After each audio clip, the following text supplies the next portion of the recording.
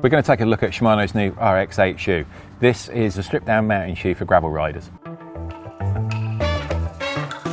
So Shimano's offerings up until now for the off-road roadie have really been their top-end XC shoe, the S-Phyre. But whilst the S-Phyre is a brilliant shoe, it's light, it's super stiff, but it is very expensive. The RX8 comes in much cheaper, over £100 cheaper. It's also significantly lighter, over 100 grams lighter than that. And the way they've done this is just all about the design.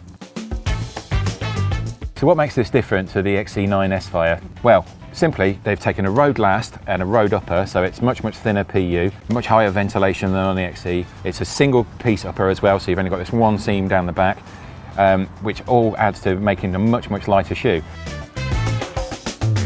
The upper, super light, super close fitting like a road shoe should be, unlike an XC shoe, which is a little bit more room to breathe. And then you get to the sole, it's a super light carbon sole, but it's only rated 10 out of 12 on the Shimano scale. The S-Phyre is a 12 out of 12. So the S-Phyre is super stiff. This, however, has a little bit more give, so it makes it a little bit easier to walk in, and it also makes it a little bit more comfortable for when you're wearing them continuously for lots and lots of hours, as you will on big endurance gravel events. Another way they've been able to ship some weight on the RX8 is by getting rid of the toe studs you normally find on an XC sole. Toe studs are obviously an essential if you're racing XC or racing cyclocross, where you need that little bit of bite for them moments when you're running up steep slopes. But on a gravel bike, that's a very rare occurrence. Instead, what Shimano have done is put a big toe bumper on this and then put this little nodule there. Now this is designed for when you stop in at traffic lights, etc. You put your foot down and you're not going to scuff the toe of the shoe. It's quite a nice little trick, and it's quite a nice detail that Shimano shows they're really thinking about these shoes. And of course, in lots and lots of gravel events, you're talking big endurance rides, so you're going to be riding into the night. So Shimano have worked on this shoe with respect to having some reflectivity. That's why you've got this kind of silver camo finish, and if you look on the back, there's lots of Scotch-Lite detailing on the heel. Again, just giving you a little bit more safety when you're riding at night. What that all adds up to is a super light pair of shoes. These are a size 45, that's a US 10.5, and these weigh just 628 grams. Compare that to Shimano's XC9 S-Phyres. They weigh in at about 754 grams for a size 45. So you can see these are significantly lighter, and when you're wearing them, you can really tell.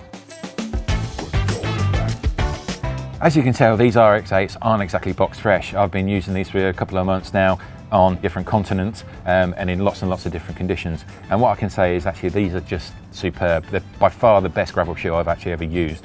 They're road bike shoe light, and the fit is really supportive, really nice and close. The sole has just enough give in it for those moments when you do have to run or do have to scramble. And it also, just having that little bit of flex just takes a lot of the sting out of really bumpy trails.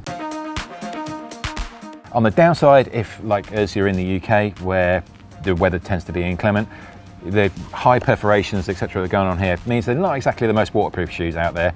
You will get your feet wet if you're riding, in slick, muddy conditions, but I think it's worth it because they are just so light and the comfort level is so high. I would say the only other downside on these shoes, apart from their pretty poor weather resistance when it's wet, is moving on to the sole again. These big pronounced studs provide loads and loads of traction when you're scrambling on dirt or whatever, but these studs are a really soft durometer rubber, and we're already seeing a fair bit of wear going on, especially on bits where you're prone to be putting your foot down.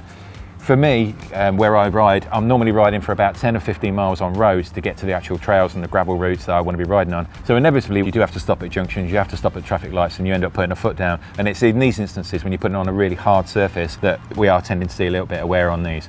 But if you're going to be purely riding on gravel, these are still one of the very best options out there. When we're talking about the fit on the RX8, there's loads and loads of adjustment in these. You've got this kind of really nice wrap over shape. It's using a Boa IP1 dial, so you've got that kind of infinite adjustment. And then secondary, you've just got a Velcro strap leading over the toe.